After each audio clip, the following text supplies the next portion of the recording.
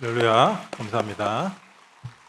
말씀 보겠습니다. 시편 23편 1절에서 6절입니다. 교독하겠습니다. 여호와는 나의 목자시니 내게 부족함이 없으리로다. 그가 나를 푸른 풀밭에 누이시며 쉴 만한 물가로 인도하시는도다. 내 영혼을 소생시키시고 자기 이름을 위하여 의의 길로 인도하시는도다. 내가 사망의 음침한 골짜기로 다닐지라도 해를 두려워하지 않을 것은 주께서 나와 함께 하심이라. 주의 지팡이와 막대기가 나를 안위하시나이다. 주께서 내 원수의 목전에서 내게 상을 차려주시고 기름을 내 머리에 부으셨으니 내 잔이 넘치나이다. 내 평생의 선하심과 인자하심이 반드시 나를 따르리니 내가 여호와의 집에 영원히 살리로다. 아멘. 오늘은 과거 치유란 제목으로 말씀의 은혜 나누겠습니다. 교회를 이렇게 여러 군데 다녀보신 분들은 알 겁니다. 교회마다 자주 부르는 찬송가들 보면 좀 달라요. 좀 다르게 부릅니다. 그 이유는 이제 찬양 인도자나 이제 목사님이 다르게 부르기 때문에 이렇게 다 그렇게 되는데, 제가 예전에 교회 다닐 때 청년 때 주의자를 한 적이 있어요. 저도 악보를 잘 못 보지만 노래가 좀 이상해요. 그래서 한 명씩 시켜보니까 다 다르게 불러요. 그때부터 규칙을 정했습니다. 악보대로 불러라. 근데 중요한 건 악보를 잘 못 봐요. 저도 잘 못 보고. 그 왜 그러냐? 화성학적으로 볼 때 자기 쪼대로 부르기 때문이에요. 그래서 네 쪼대로 해라 하잖아요. 이 자기 쪼, 틀, 습관, 체질, 교회마다 이렇게 형성되어 있는 문화, 이 잘 안 바뀝니다. 왜냐면은 기준이 악보가 아니라 기준이 그런 문화, 그런 쪼가 이렇게 기준됐기 때문이에요. 틀이죠, 다른 말로 하면. 우리가 복음을 매일 듣고 훈련을 많이 받고 예배를 드려도 제 자신을 볼 때 참 안 바뀐다, 이런 부분이 있어요. 왜 그러냐? 내 틀 위에 복음을 쌓기 때문에. 그 훈련을 받으면은 이렇게 훈련 갔다 오고 또 사역을 하면 이렇게 사역 갔다 오고 하면서 내가 뭔가를 하고 있다라고 착각하고 있더라고요, 제가. 여러분, 하는 게 훈련이 아니라, 하는 게 사역이 아니라, 훈련은 뭡니까? 변화되어지는 거예요. 군대 가면 군인들이 훈련 받잖아요. 근데 훈련을 어떻게 받습니까? 전문 용어로 빡시게 받습니다. 빡시게 받아야 돼요. 쉬운 건 훈련 아닙니다, 맞죠? 쉬운 거는 이제 그냥 취미고 레저입니다. 힘든 게 훈련이에요. 왜? 그렇게 반복적인 힘든 훈련을 해야지만 우리의 체질이 바뀌는데, 제일 중요한 것이 뭐냐? 체질을 바꾸는데 생각을 바꾸는 거예요. 그리고 우리 안에 변화되지 않게 우리를 묶고 있는 그런 부분들을 뛰어넘는 겁니다. 그래서 우리가 복음 안에서 과거가 치유되고 내일의 응답, 전도의 발판이 누려지기 위해서는 지난번 우리 중직자 대회 때 주신 말씀처럼 과거 300%, 현재 300%, 미래 300%. 그 응답이 누려지기 위해서는 먼저 과거가 치유되어야 된다는 거예요. 그래서 첫 번째로 과거 상처 치유입니다. 오늘 본문 10편 23편이죠. 다윗이 정말 편안한 삶 속에서 모든 것을 다 이루고 콧노래 부르면서 여호와 나의 목자시니 내가 부족함이 없습니다. 그 고백이 아니죠. 다윗 인생에서 가장 힘들었을 때 한 고백입니다. 그렇듯이 진짜 하나님이 나에게 어떤 분이신지 그 신앙 고백이 우리에게 늘 있어야 됩니다. 그게 없으면 절대 상처를 못 이겨내요. 우리 질병 중에, 현대인들 질병 중에 가장 무서운 것이 암이라고 얘기하고 이런저런 얘기를 하지만, 여러분, 가장 무서운 게 심혈관 질환입니다. 혈관 안에 이렇게 혈전 덩어리라고 그러죠. 찌끄레기, 기름 덩어리가 돌아다니다가 이게 심장에 탁 막히면은 심장마비가 와요. 이게 뇌에 막히면은 뇌경색, 뇌졸중이 옵니다. 그래서 좀 다행인 경우가 뭐냐면 마비가 오는 거고, 아니면 사망이 이르게 되죠. 그래서 죽음에 대한 준비할 시간이 없는 거예요. 암은 충분히 준비합니다. 하지만 심혈관 같은 굉장히 위험합니다. 상처도 마찬가지예요. 어느 순간 상처가 딱 올라오면은 지금 이 순간에 나를 마비시켜 버립니다. 그리고 중요한 것들을 다 놓치고 이번 주 말씀처럼 하나님의 계획을 봐야 되는데, 옛날 생각에, 옛날 그 상처에, 상처가 왜 무섭냐면은 상처를 머리로 이렇게 내가 옛날에 상처 받았지가 아니라 그 상처가 올라오면은 감정이 잡히게 됩니다. 그러면 우리 몸은 그때에 받았던 그 트라우마가 그대로 재생된다는 거예요. 그게 오늘을 마비시킨다는 겁니다. 그래서 여러분, 과거의 상처 오늘을 마비시키면 내일은 당연히 없겠죠. 그래서 오늘을 살아가면서 오늘 여러분 또 얼마나 많은 상처라는 마비와 감옥에 갇혔습니까? 다윗도 마찬가지였습니다. 그 사울 왕에 대한 사실 분노, 울분, 상처, 그리고 매일매일 정말 머리 둘 곳 없는, 정말 집도 절도 없는 그런 어려운 현실이었잖아요. 그것들을 다 이기고도 남는 다윗의 믿음의 고백이 여호와는 나의 목자시니. 사실 여기서 끝난 겁니다. 우리 같으면 여호와 나의 목자시니 사울 왕 빨리 소천하시고 빨리 왕으로 내가 올라가고 이런 것들이 우리의 소원인데 다윗은 그게 아니에요. 사울 왕이 어떤 왕입니까? 하나님이 기름 부어 세운 이스라엘 초대 왕이에요. 하나님이 세웠다라는 그 상징적인 의미, 그 하나님이 하신 일을 다윗이 하는 겁니다. 그러니까 내게 온 그 상처와 배신보다 더 큰 것이 무엇이냐? 하나님이라는 거예요. 그래서 여호와는 나의 목자시니 내가 이렇게 어렵지만 부족함이 없습니다. 다른 말로 하면 뭐죠? 충분하라는 거예요. 충분합니다.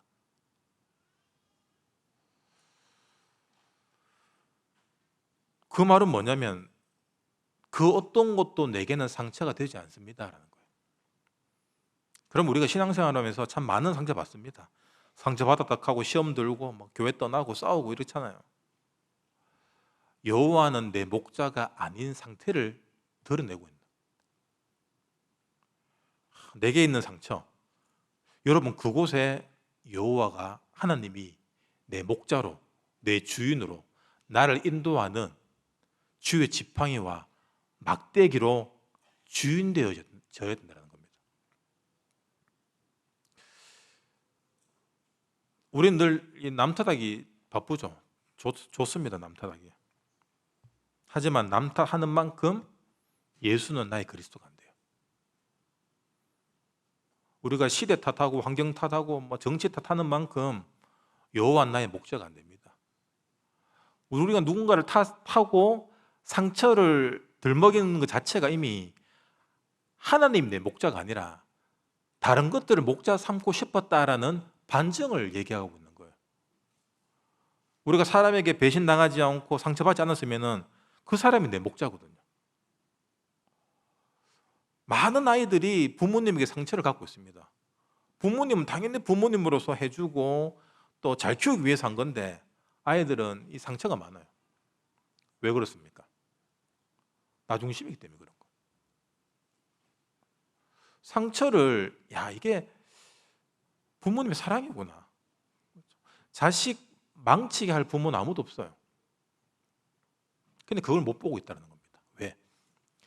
기본적으로 여호와가 내 목자가 안 돼 있기 때문에 하나님이 나에게 허락하신 가정, 부모, 교회, 관계, 학교, 직장, 모든 우리 삶에서 이렇게 우리에게 주어진 그 세계관, 그걸 내 세계로 보기 때문에 우리는 상처받고 시험에 들 수밖에 없다는 겁니다. 슈퍼노멀이라는 단어가 있어요.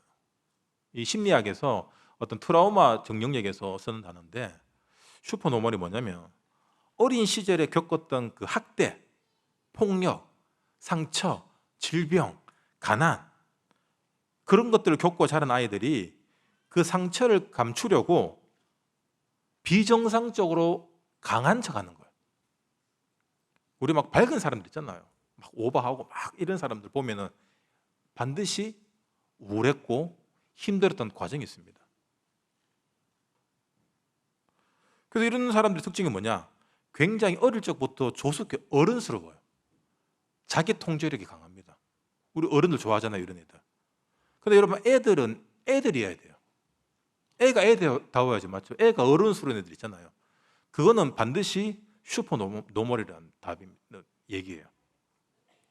그리고 스스로 완벽주의로 만들어갑니다. 난 약하지 않아. 난 강해. 여러분 그렇게 강하게 자기를 몰아간 만큼 영은 소모될 수밖에 없어요. 겉으로 멀쩡한 척합니다. 그리고 겉으로 굉장히 괜찮은 사람으로 보여져요. 근데 어느 순간 확 무너집니다. 예전에 어떤 판사님이 구속됐어요. 왜 구속됐냐?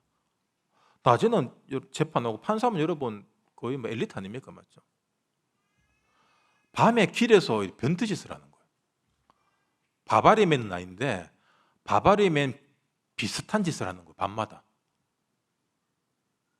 그 취향입니까? 반드시 어릴 적에 어떤 상처가 있었던 거예요. 그게 마귀의 통로가 되어서 결국은 그 인생을 무너뜨립니다. 그래서 정말 괜찮고 명문대 졸업하고 좋은 직장 가졌는데 나중에 알고 보면 이제 가정 폭력이 있고 집안에 영적 문제에 있는 후대들이 태어나고 또 가정이 이렇게 깨어지고, 이게 다 뭐냐? 슈퍼노멀이라는 거예요. 치유받아야 되는데 치유받지 못한 상태로 강화시키니까 영적으로 탈날 수밖에 없는 거예요. 이렇게 상처를 어찌 보면은 발판 삼아 어떤 잘못된 어떤 승리를 하는 사람도 있는 반면에 상처를 이렇게 복수로 갚는 경우도 굉장히 많습니다. 요즘에 이렇게 핸드폰으로 웹툰으로 이렇게 보는데, 옛날에는 만화책, 만화방 있었잖아요. 무협지가 있습니다. 무협지의 모든 내용은 복수예요. 안 그렇습니까? 그리고 이렇게 뭐 중국 영화, 무협 영화 보면은 거의 다 복수입니다. 부모님의 원수. 어릴 적 부모님이 이래 죽는 걸 목격하고 이래 무림고수를 찾아 산에 들어가서 뭐 배우죠. 뭐 물 떠나르고 뭐 허드렛일 하다가 하나씩 뭐 비법 점수 받아서 복수하고 끝납니다. 그럼 2탄은 뭐냐? 그럼 그 자녀가 또 복수하러 오는 거. 끝이 없는 거, 이게 복수가. 제가 이래 본 영화 중에 가장 잔인한 복수 영화가 있어요. 그게 뭐냐면 2003년도에 박찬욱 감독이 만든 올드보이입니다. 아시죠? 안 보신 분들도 있겠지만 그 최민식 나오잖아요. 너 누구냐? 유명한 대사입니다. 거기 보면 유지태, 배우 유지태가 고등학교 때 이렇게 자기 친누나를 사랑해요. 그래서 근친상간을 이렇게 일으킵니다. 그걸 같은 학교 다녔던 최민식이가 알게 되고 이 소문이 나요. 그래서 그 누나가 19살 때 자살을 하게 돼요. 그리고 유지태의 복수거든요, 이게. 자기를 사랑한 그냥 누나가 아니라 진짜 사랑했던 사람에 대한 복수. 그래서 최민식이 나중에 어린이 되었을 때 이유 없이 감금해서 15년 동안 감금을 합니다. 그리고 최민식 딸이 있었습니다. 그 딸이 19살 될 때 풀어줘요. 그리고 최민식을 이렇게, 최민식은 물론 감금된 상황 속에서 계속 복수를 꿈꿨죠. 운동을 하면서. 그 최민식에게 체면을 걸어서 자기 딸하고 이렇게 근친상간을 하게 되는, 결국 유지태의 복수로 이 영화가 마무리됩니다. 얼마나 비참합니까? 맞죠? 그 사실을 알고 너도 스스로 자살하라는 거예요. 복수는 계속해서 복수를 낳습니다. 이게 마귀의 일이에요. 상처가 있다고 우리가 누구 때문에 그랬다 저랬다 상처를 정당하게 말할 이유가 없습니다. 그렇게 내게 정당화시키는 만큼 마귀는 그 상처의 통로가 돼요. 다윗이 그 상처를 상처로 갚지 않잖아요. 우리가 잘 아는 시므이 있잖아요. 다윗이 쫓겨나갈 때 얼마나 욕합니까? 그 시므이도 사실 진짜 그 싸가지 없는 인간이에요. 그 사울왕의 친척이거든요. 원래 왕권이 물러나면은 원래 그 왕권과 연결되어 있는 모든 혈족들을 다 멸합니다. 다 죽여버립니다. 하지만 다윗은 안 죽였어요. 요나단도 늘 곁에 친구로 지냈잖아요. 그랬으면 고마워하고 숨어 있어야 되는데 다윗이 약해지니까 그 틈을 타서 막 저주합니다. 근데 결국에 다윗이 다시 돌아오잖아요. 그때 시므이 어떡합니까? 가장 먼저 나가서 엎드립니다. 그래서 우리가 누구에게 상처를 의도적으로 준다? 반드시 부끄러운 일이 찾아옵니다. 상처를 언약으로 회복한 인물이 있죠. 성경적으로. 성경에 보면은 요셉 아닙니까? 맞죠? 창세기 37장에 형들에게 미움을 받고 구덩이에 빠뜨려 죽이려고 하다가 뭐 구사일생인지 모르겠지만 노예로 팔려갑니다. 얼마나 억울하겠습니까? 또 억울한 누명을 쓰고 강간 미수범으로 감옥에 가게 돼요. 하지만 창세기 39장 2절에 보면은 여호와께서 요셉과 함께 하심으로 그가 형통한 자가 되니. 우리는 형통이 주어인데 맞죠? 요셉에게는 여호와께서 함께 하시니. 여러분 그게 주어입니다. 그러니까 노예로 갔는데 보도별 집이 이렇게 경제적 부흥이 일어나는 거예요. 감옥에 갔는데 감옥에서도 총무 역할을 하는 겁니다. 그게 무엇입니까? 언약이 그 어떤 것들도 언약을 흔들 수 없다는 거예요. 다윗은 감정이 없는 사람이 있겠습니까? 물론 MBTI 극T일 수도 있죠. 그래서 감정에 안 휘잡힐 수도 있습니다. 하지만 그것보다 더 중요한 것이 뭐냐? 지금 내게 일어난 문제와 사건, 그 상처를 복음으로 해석할 수 있냐? 언약으로 해석할 수 있냐? 그게 내게 와 있는 복음의 능력이에요. 우린 그리스도의 능력 그러면서 나는 힘이 하나도 없습니다. 이게 우리가 복음을 잘못 해석하고 있는 거예요. 내게 예수가 그리스도로 왔다. 그러면 내게 일어난 그 문제, 사건, 상처까지도 그리스도로 해결해야 됩니다. 아, 다 이루었지. 내가 해결할 수 있고 만만한 것만 다 이룬 것이 아니라 내게 해결할 수 없기 때문에 내가 근접할 수도 없는 나와 상관없었던 내게 온 그 상처들까지도 그 문제에 있어서 예수가 나의 그리스도. 요셉이 팔려갔던 그 죽임을 당했던 그 현장에 예수가 그리스도로 와야 된다는 거예요. 창세기 50장 20절에 요셉이 형들을 만납니다. 형들이 쌀 사러 와서 만나잖아요. 형들이 요셉인 걸 알게 되고 얼마나 두려워합니까? 그때 요셉이 어떤 고백하냐면은 당신들은 나를 해하려 죽이려 했으나 나는 용서해 줄게가 아니에요. 하나님이 그것을 손으로 바꾸사. 하나님 이야기합니다. 우리 같으면 야 형님들 내가 이렇게 할 건데 하나님이 손으로 바꾸사. 결국 당신들의 자녀까지 내가 다 키워주겠습니다 라고 얘기해요. 결국에는 이 형들이 산 이유가 누구 때문입니까? 요셉 덕분이 아니라 하나님 덕분이잖아요. 여러분 이게 하나님의 영광입니다. 우리는 내가 기도했다 뭐 했다 그러면서 자꾸 내가 나와요. 기도한 나, 도와주는 나, 사역하는 나. 이게 다 하나님의 은혜 때문이죠. 그래서 우리에게 와 있는 상처를 여러분 복수로 해석하지 마시기 바랍니다.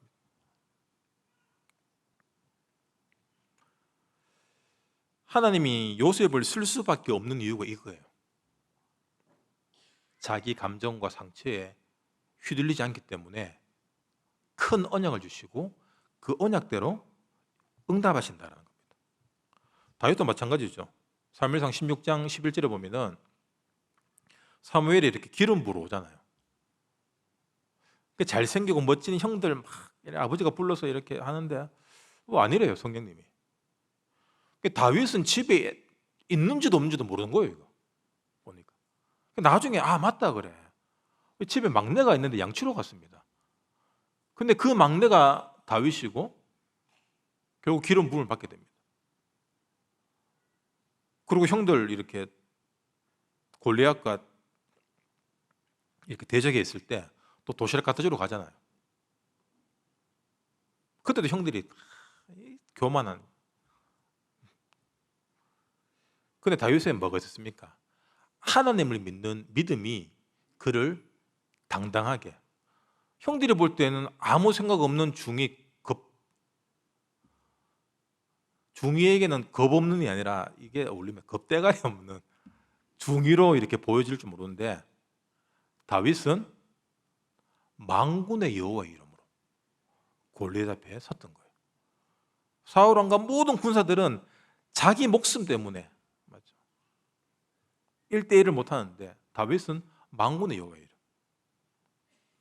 다윗이 집에서 무시당하고 막내 그런 것들도 어찌 보면 문제가 되지 않는 거라. 왜? 이미 목동으로 있을 때 주님이 함께하는 영적인 비밀이 누려졌기 때문입니다. 그래서 그 고백들이 시편 23편으로 이어지는 거예요.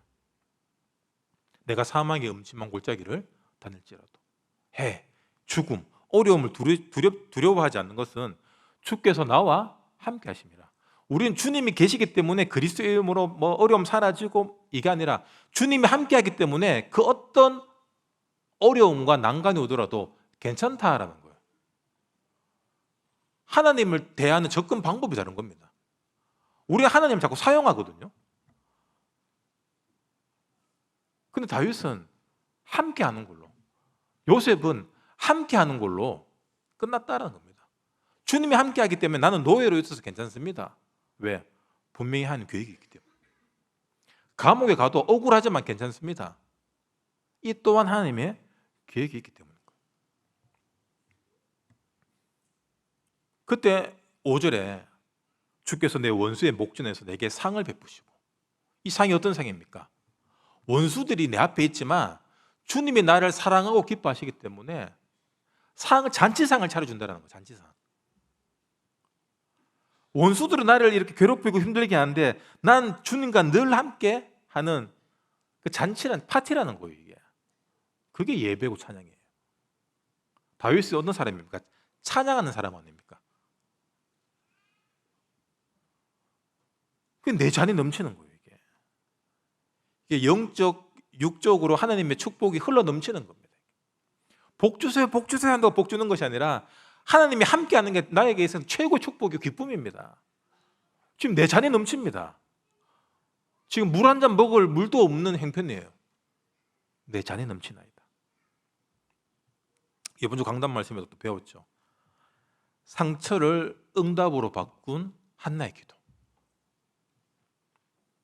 사무엘상 1장 10절에 한나가 마음이 괴로워서 여호와께 기도하고 통곡으로 기도했대요. 통곡으로 괴롭게 기도하니까 하나님이 알았다, 아들 하나 줄게. 이게 아니죠. 시대적인 문제를 보게 한 거예요. 그 시대가 어떤 시대입니까? 3장 1절에 말씀이 희귀한 시대. 아니 제사장이 있는데, 엘리 제사장이 있죠. 그 두 아들 또한 후계자로 있는데 엉망이었던 거예요. 아니 제사장이 있는데 말씀이 왜 희귀해집니까? 그러니까 그 두 아들이 비참한 인생이 되는 거죠. 지금 시대와 사실 똑같습니다. 그래서 우리가 진짜 간절히 마음을 다해 기도해야 될 것이 뭐냐? 지금 시대에 진짜 복음이 필요한 필연, 당연, 절대성이에요. 이 기도가 있어야지 거기에 맞는 응답을 하십니다. 물론 하나님은 사랑의 하나님이시고 우리의 모든 필요를 채우십니다. 근데 언약적 관점에서 볼 때는 하나님은 진짜 답 적어요. 답을 정해놓고 기도하라고 하십니다. 근데 그 답이 무엇입니까? 우리는 신약적 관점으로 봐야 돼요. 그 답이 바로 땅끝, 정인, 모든 민족, 모든 족속. 그 답이에요.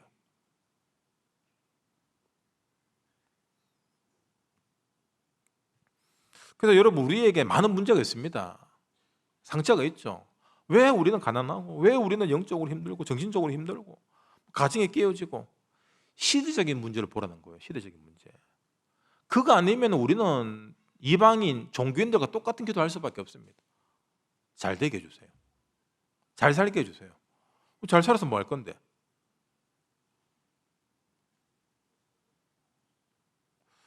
오늘 제가 이렇게 왔다 갔다 하면서 차에서 이렇게 유튜브 메시지를 듣는데 자동으로 넘어가잖아요. 한국에서 제일 큰 교단 이렇게 하시는 목사님 설교 나오더라고요. 메시지 너무 좋고 기도 많이 해야 되고 좋은데, 한 가지 그냥 제 수준 낮은 제 기준에 걸리는 게 뭐냐면, 다 맞는데 너무 육신적이에요. 우리가 기도해야 될 이유가 뭐냐? 응답받기 위해서. 내 치유받고 내 문제 해결하고. 사람이 많이 모일 수밖에 없는 이유가 있다. 고객의 니즈를 맞춰주는 거예요. 어찌 보면 규모가 좀 있고 자본이 있으면은 부흥은 쉽습니다. 사람들이 필요한 거, 원하는 거 주면 돼요. 하지만 우리는 하나님이 원하시는 걸 심부름하는 전도자들입니다. 돈 문제 해결되고 병 낫고 귀신 떠나가고 좋죠. 그걸로 끝나면 아무 의미가 없는 거예요. 그래서 마귀의 일은 뭐냐? 거기까지만 하게 하는 게 마귀의 일이에요, 우리에게는. 그래서 우리는 더 나가서 나 같은 문제 있는 사람에게 이 예수가 그리스도라는 답을 주는 전도자로 끝나야 돼요. 계속 가야 됩니다. 그래서 기도 응답의 끝은 없습니다, 여러분. 우리 응답 그러면 뭔가 완료형으로 끝나거든요. 아닙니다. 우리의 응답은 ing예요.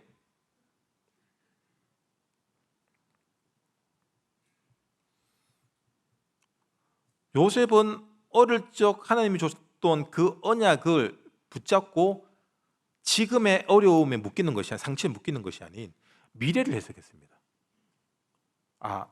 반드시 절하는, 내가 하늘의 해처럼 모두를 살리는 응답의 시간표가 올 것이다. 다윗은 그 어떤 상처 어려움이 있더라도 하나님과 함께하는 것에 집중했고, 하나님 인도하심에 집중했고, 한나는 하나님이 무엇을 원하시는지 거기에 집중했다는 거예요. 그럼 우리는 어디에 집중해야 됩니까? 답이 나오잖아요. 그래서 우리는 제한적인 집중을 해야 돼요. 하나님, 말씀, 언약, 현장, 여기 집중해야 된다.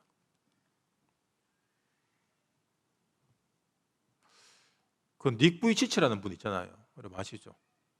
팔다리가 없는 사람이에요. 그 머리랑 몸통 하나밖에 없어요. 근데 이 사람이 뭐 합니까? 강의합니다. 사지 육신 멀쩡한 청년들 앞에 두고 하나님의 은혜로 나 이렇게 응답받았다. 그 강의예요. 아브라함 링컨도 여러분 얼마나 가난했습니까? 정치적으로 얼마나 어려운 일이 많았습니까? 하지만 노예를 해방하는 시대적인 일, 세계적인 일을 해낸 사람이에요. 강영호 박사님이라고 있어요.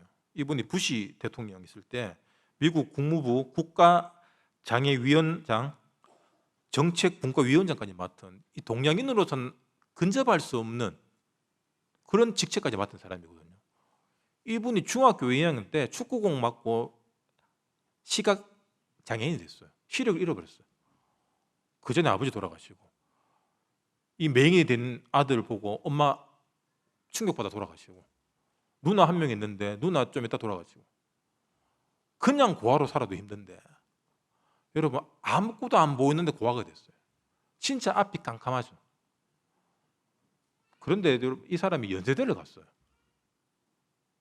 거기서 천사 같은 부인인데 누나예요. 누나 만나서 미국 유학 가고, 아무도 정상인들도 할 수 없는 일들을 해낸 사람입니다.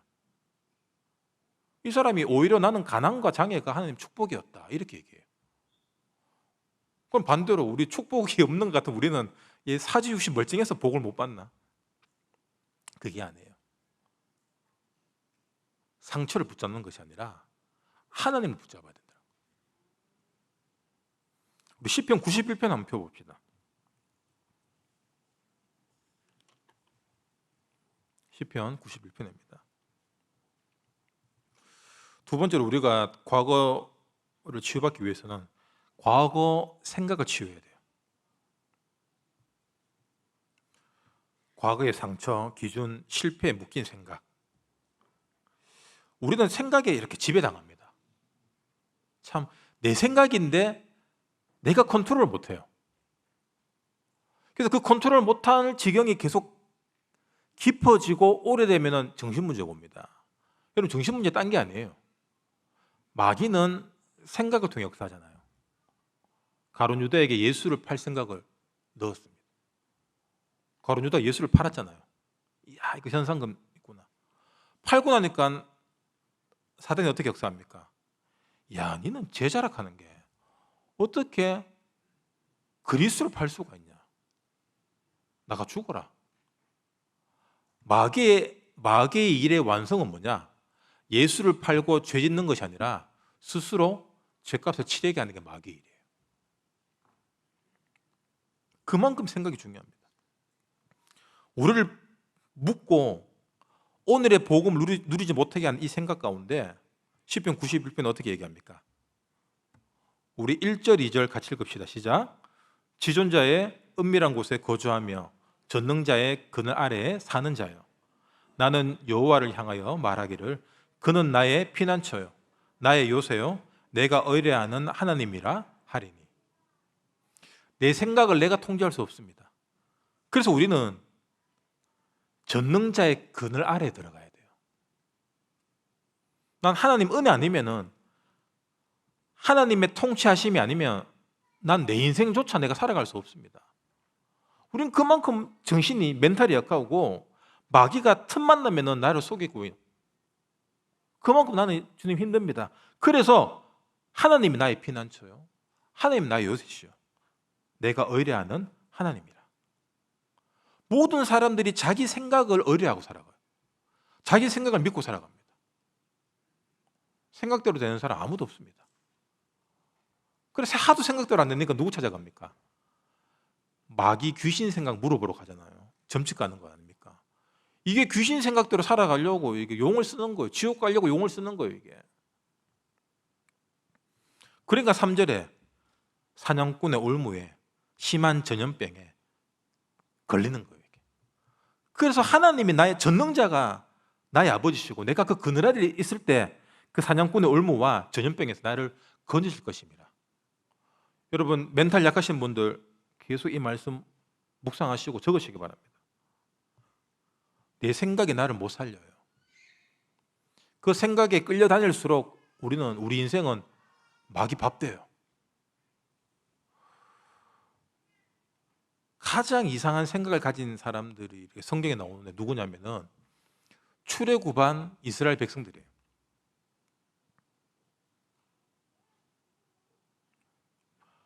제가 이렇게 단어를 나열할 테니까 여러분 이 단어를 들으면 이스라엘 백성들이 어떤 반응을 했나 생각해 보세요. 홍해압, 마라의 쓴물, 만나, 메추라기, 금송아지, 지진, 불뱀. 정답 아시는 분? 맞습니다. 원망불평, 불신앙이에요. 이 사람들이 불신앙할 때마다 나오는 18번이 있습니다. 그게 뭐죠? 돌아가자. 돌아가자. 그 노예 때가 뭘 그리 좋았다고.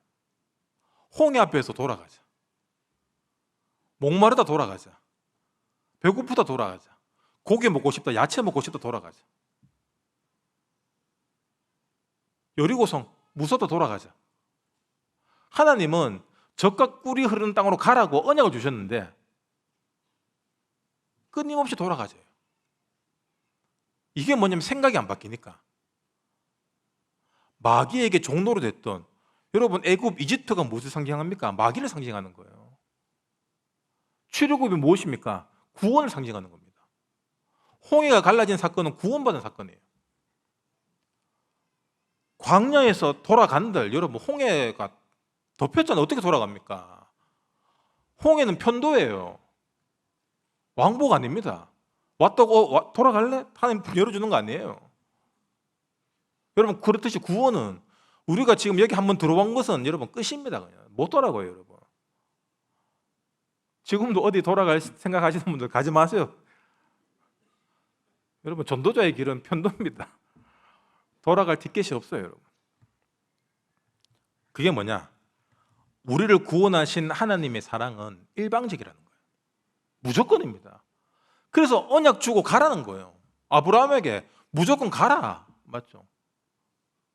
우린 자꾸 타협하려고 하고 설명하려고 하고 설득하고 이해시키려고 하는데 그냥 가는 겁니다. 그냥.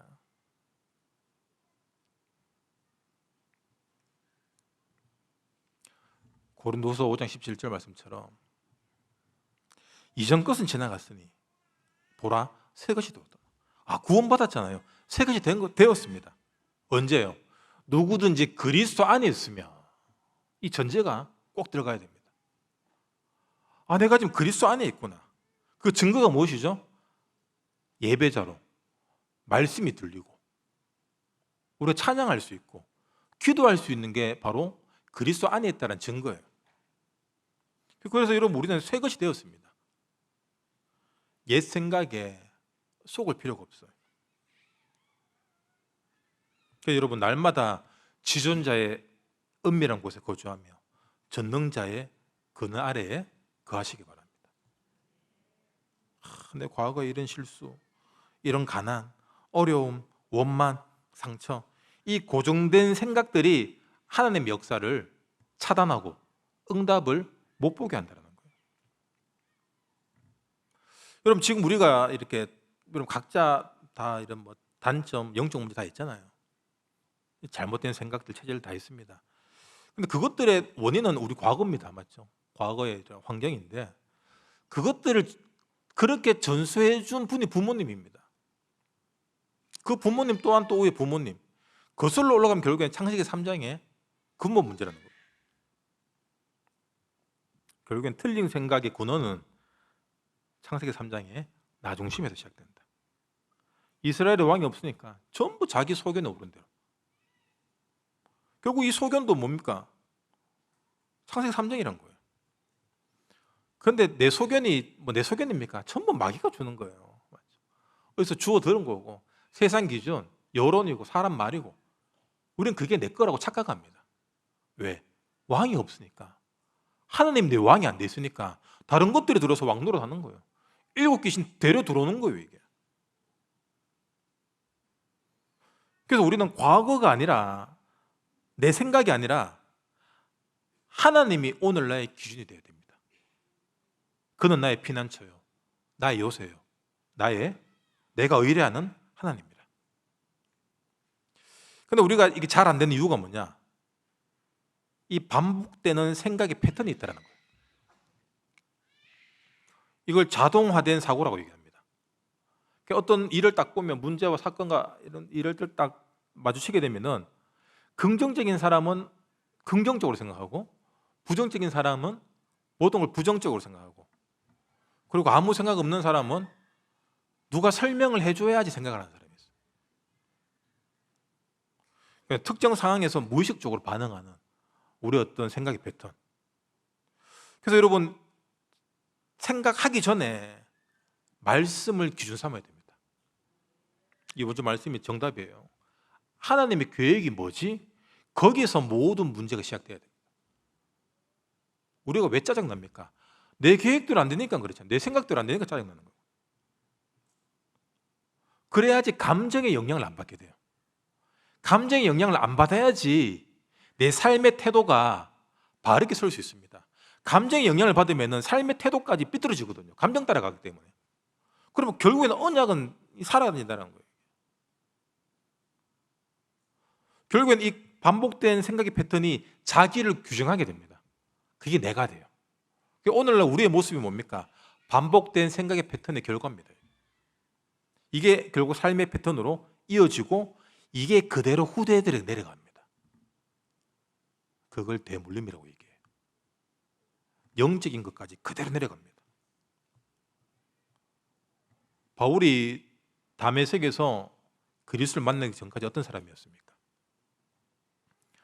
스데반 죽인 사람이에요. 스데반 죽여라, 내가 증인 섰게, 이런 사람이에요. 왜? 율법으로 완벽한 학문으로, 전통 사상으로, 유대인으로서. 그러니까 생각이 얼마나 강한 사람이었겠습니까? 맞죠? 엘리트들의 특징이 뭡니까? 내 생각한 대로 무조건 이룬다예요. 내 몸이 반쪽이 나든 절단 나든 내가 해야 될 일은 하고 좋죠. 문제는 뭐냐? 내 자식도 그래야 되는 거예요. 그러니까 엘리트 집안의 자식들이 이게 이상한 애들이 많은 이유가 그겁니다. 그럼 막 삽니까? 그 말이 아니죠. 하나님이 전능자가 나의 주권자가 되어야 된다는 거예요. 바울은 철저한 율법과 종교 기준으로 산 사람, 바리새인이었습니다. 하지만 다메섹에서 그리스도를 만나고 나니까 그 모든 것들이 무엇으로 바뀝니까? 전도 선교로 바뀝니다. 야, 맞다. 어릴 적부터 이 복음 각인 안 되면은 나처럼 종교인 될 수밖에 없구나. 그래서 바울이 가는 곳마다 회당을 가장 먼저 들어가는 거예요. 후대 사역. 그래 중요한 겁니다, 이게. 금토일 시대. 생각이 틀리면은 방향이 틀려집니다. 그래서 우리 생각보다 언약이 더 중요한 거예요.